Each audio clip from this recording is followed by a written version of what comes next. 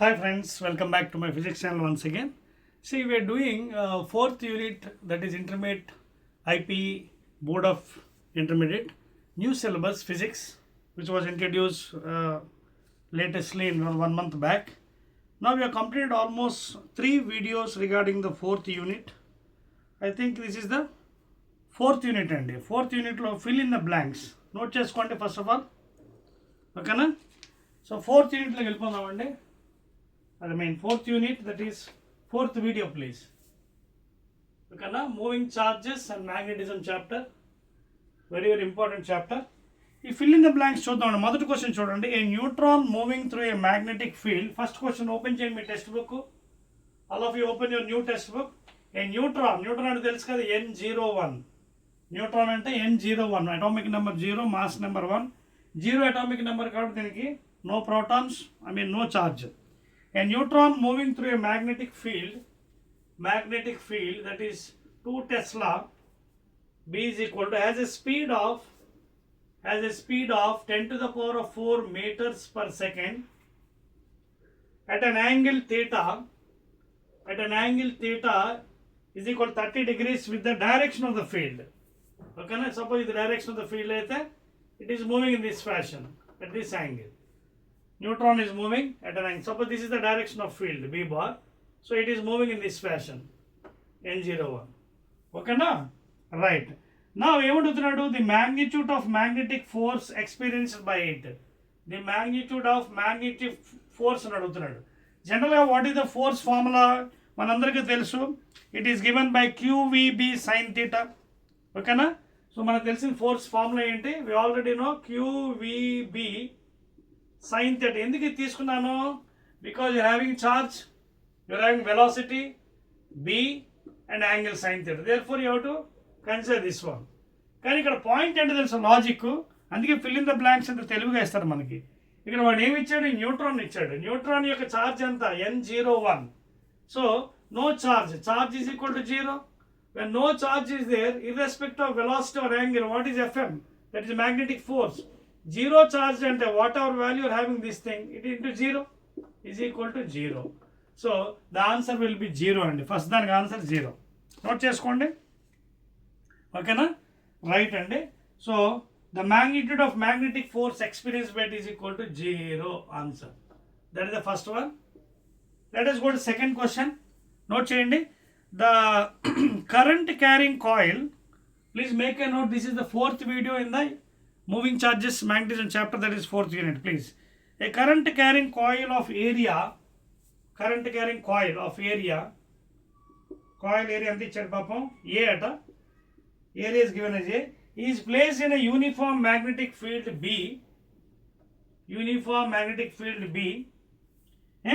The magnetic force experienced by the coil if it carries a current I. Okay na? Oka coil undi, it may be rectangular or circular, any coil it may be, a coil carrying current in whichever direction you want. Okay na? Clockwise or anti-clockwise. Then area of cross section A ata, magnetic field B ata, current emo I ata. Okay na? Right andi. What em adugutunadu ippudu? The magnetic force experienced by it anadu. Okay na? The magnetic force, again is asking you magnetic force.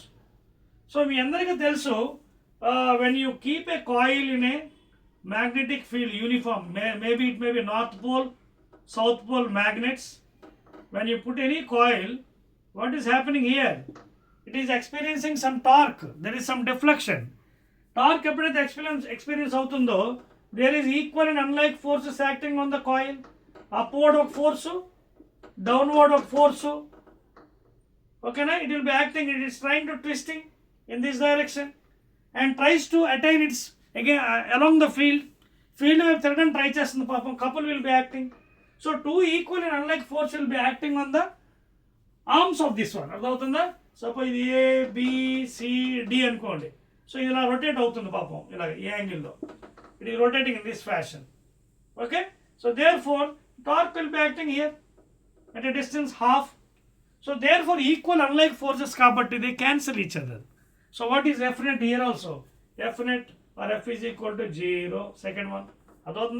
So when the coil is rotating, due to the magnetic field, uniform magnetic field, two equal and unlike force will be acting. Force into perpendicular distance.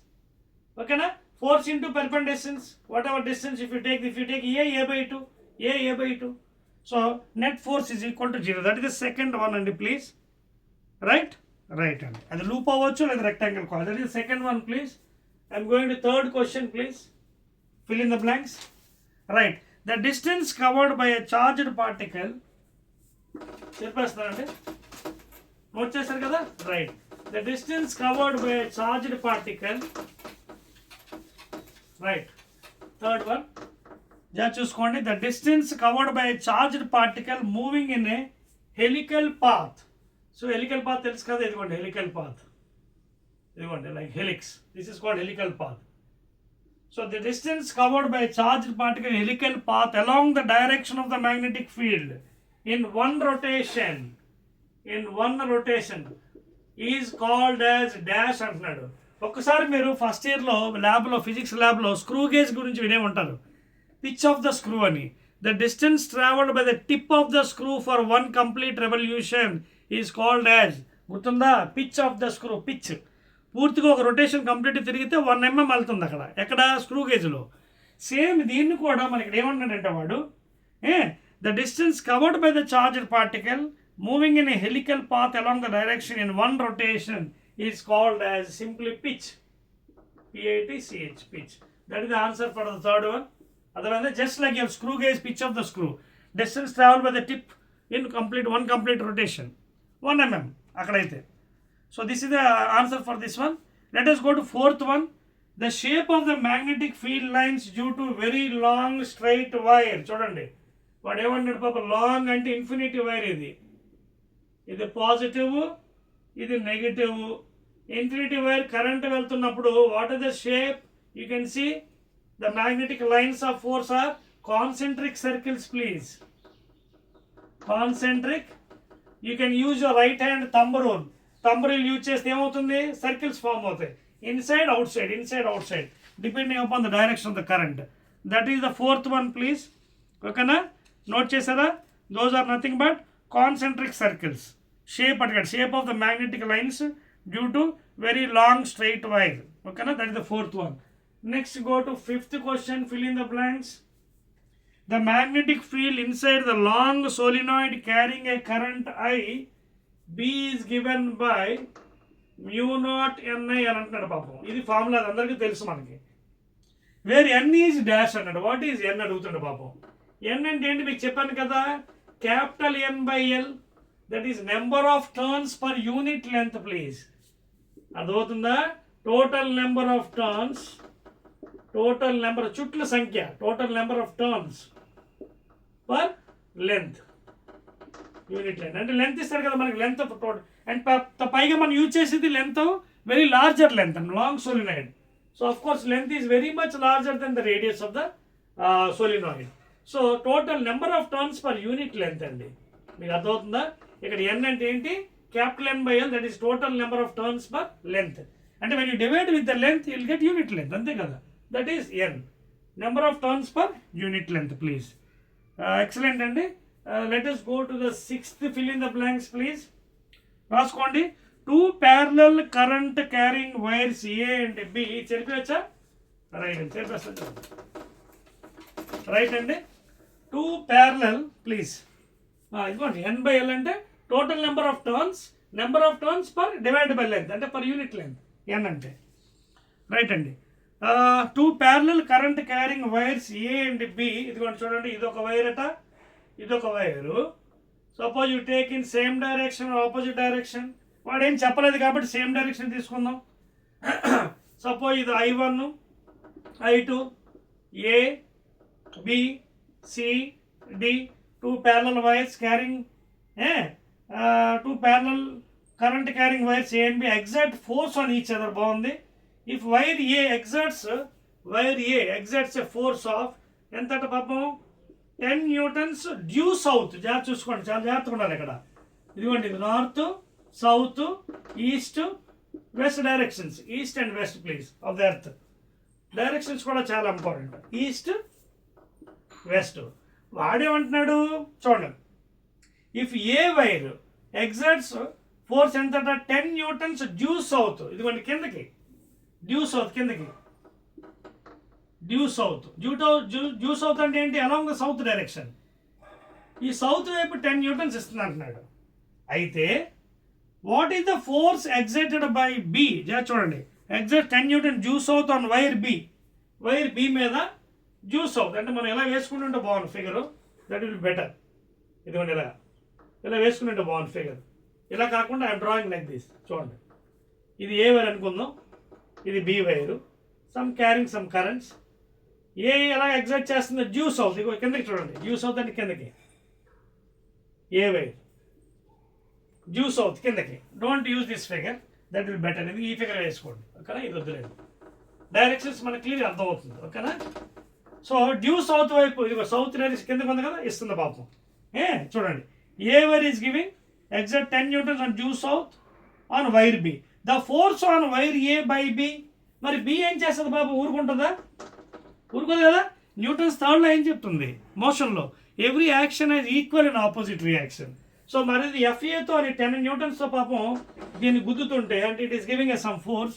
B also will give same and equal force in opposite direction of 10 newtons on A wire. And A డైరెక్షన్లోని దానికి opposite, సౌత్కి opposite ఏంటి, due north, ఓకేనా. So north అనమాట answer, due north. And that is the 6th question please, ఓకేనా. So answer is due north 10 newtons. ఇక్కడ రాస్తున్నానండి 6th one, due north. Due north means exactly north, okay, exactly north direction, exactly north direction, that is opposite to south అనమాట. How much, same equal force from Newton's third law, okay, from Newton's third law of motion please. Every action has an equal and opposite reaction. So same amount of force is given by the B wire on A with the 10 newtons in north direction or due north and that is the answer for this question. And the next one, let us go to the very interesting question, and the 7th one please. It's otherwise I'll write here with the black pen. 7th one.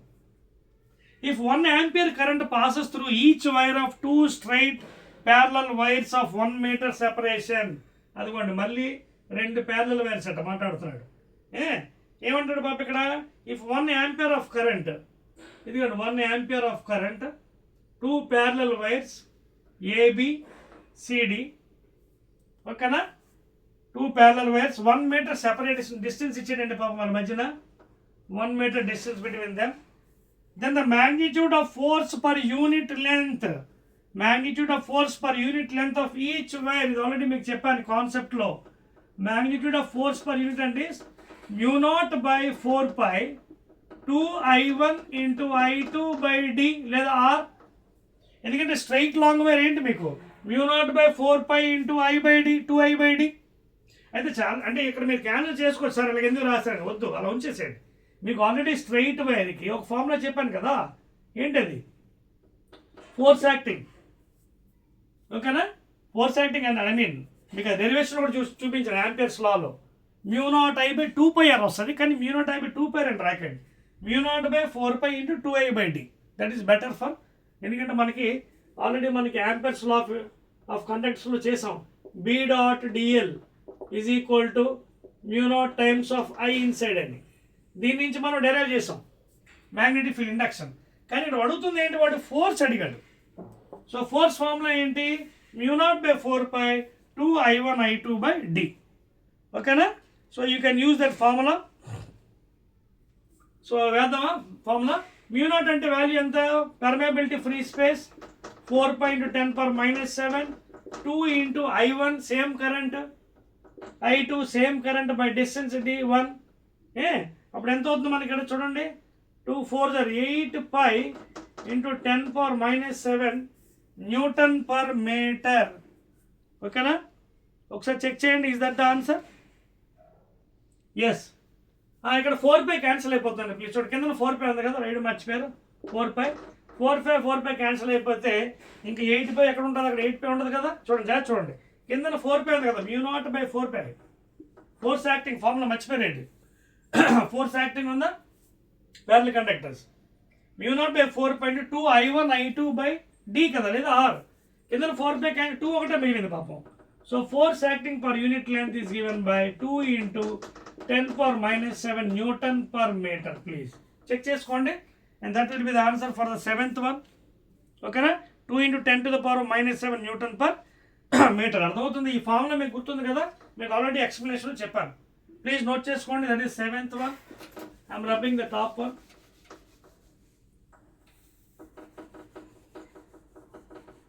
Force formula తెలుసు కదా, ఎలా వచ్చిందో మీకు. Force ఎలా వచ్చింది తెలుసు కదా, ఇవ్వండి. Magnetic force is given by what? ILB sin θ. తెలుసు కదా ఈ ఫార్ములా. ఆల్రెడీ బి మనం amperes law of conductor derive చేసాం. ఏది? μ0I/2πr లేదా D. కానీ దీన్ని మీకు ఎలా రాయమని చెప్పాను? ఇలా రాయొద్దని చెప్పాను. ఎలా రాయమన్నాను? μ0/4π రాయండి, 2I/D అని రాయమని. అయితే మీరు అడగవచ్చు సార్ 2 1s 2 2s కట్ చేస్తే μ0 రాయొచ్చు. This is also right. This is better experience for numericals. Numerical చేస్తుంటే ఇది బెటర్ ఎక్స్పీరియన్స్ అని చెప్పి ఇలా రాస్తున్నాను.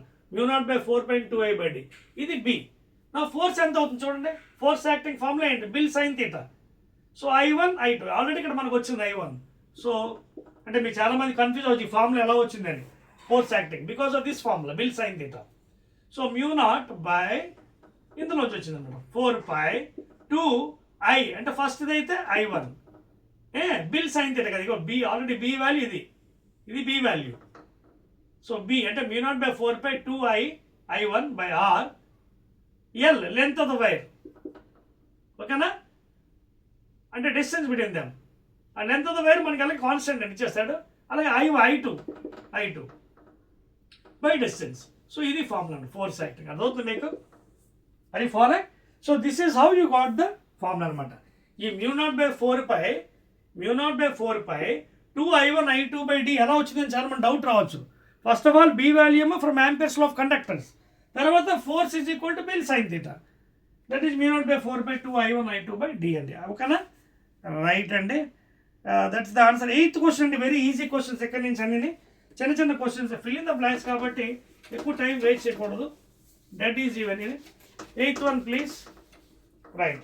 8th క్వశ్చన్ ఏమంటాడు? The resistance of an ideal ammeter. మీకు ఆల్రెడీ చెప్పాను యామ్మీటర్ ఎలా తయారవుతుంది పాపం. ఇదిగోండి గ్యాలనోమీటర్కి సెన్సిటివ్ ఇన్స్ట్రుమెంట్ గ్యాలనోమీటర్. ఇది ఎన్నో క్వశ్చన్? 8th కదా. 8th.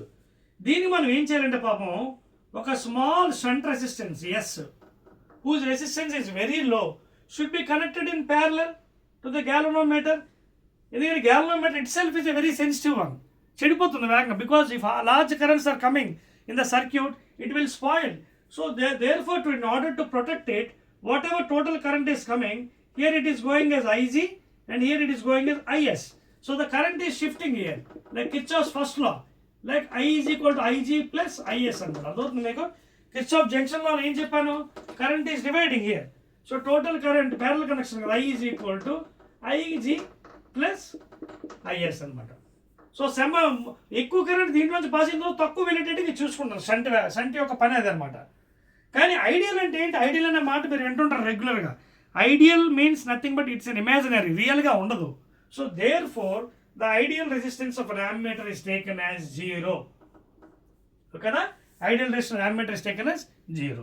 And please make a note, ammeter is connected in series in external circuit. It is used for recording or finding the current in amperes, milliamperes or microamperes, strength of current please. 9th one. So that is the ideal andi. Next same question andi, koncham vere adigadu.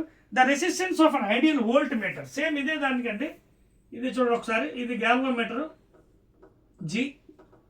So దీనికి ఒక high resistance R is connected to form a voltmeter. And ఇక్కడ మీకు చూసినట్టుగా already మీకు తర్వాత మళ్ళీ వీడియోస్లో చెప్తాను. టోటల్ కరెంట్ ఏదైతే ఉందో మొత్తం అంతా సేమ్ పాస్ అవుతుంది. అంటే IG ఏదైతే ఉందో దీనికి వెళ్తుంది, galvanometer resistance because series connection, and this is equal to V. ఇది దీనికి ఫార్ములా. అది V/IG is equal to G plus R. This is the formula, mathematical formula. కానీ సిన్స్ సిరీస్లో కనెక్ట్ చేస్తుంటే ఏమవుతుంది? మనకి రెసిస్టెన్స్ ఎక్కువ వస్తుంది వాల్యూ. ఇది ప్యారలల్ కాబట్టి తక్కువ వస్తుంది. ఇక్కడ కూడా ఐడియల్ వాడు. Ideal means again imaginary.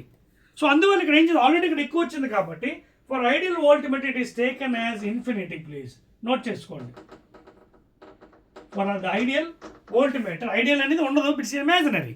So imaginary కాబట్టి for theoretical purpose will be taking its value is taken as infinity అండి. And that is the 9th one please. Note చేస్తారా?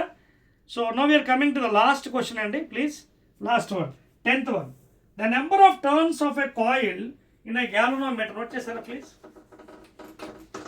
The number of turns, okay, coil of a galvanometer is increase by 4 times. గ్యాలనోమీటర్లో 4 times increase చేశాడట బాబు. Then what happens to the current sensitivity increment.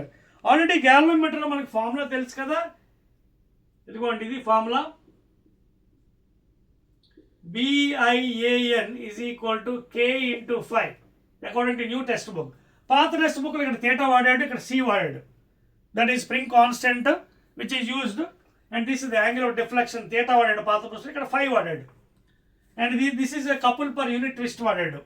ఓకేనా, same terms ఒకటే, but terms అంటే meaning ఒకటే కానీ terms వాడాడు. ఇక్కడేమో C వాడాడు పాత బుక్లో, ఇక్కడేమో థీటా వాడాడు. Both are same. సో ఇక్కడ మీరు అబ్జర్వ్ చేస్తే what is 5 from this one, మీరు ఇలా ట్రాన్స్ఫర్ చేయొచ్చు. BAN by K అని రాయొచ్చు కదా. చూడండి, K5 ఇక్కడ I కూడా ఉందండి పైన. నా వాడు అడుగుతుంది ఏంటి ఇక్కడ పాప మనకి, then the current sensitivity. Current sensitivity divide with 5 by I is equal to BAN by K. So ఇది కరెంట్ సెన్సిటివిటీ. ఇది 4 times ఇంక్రీజ్ అయింది అన్నాడు.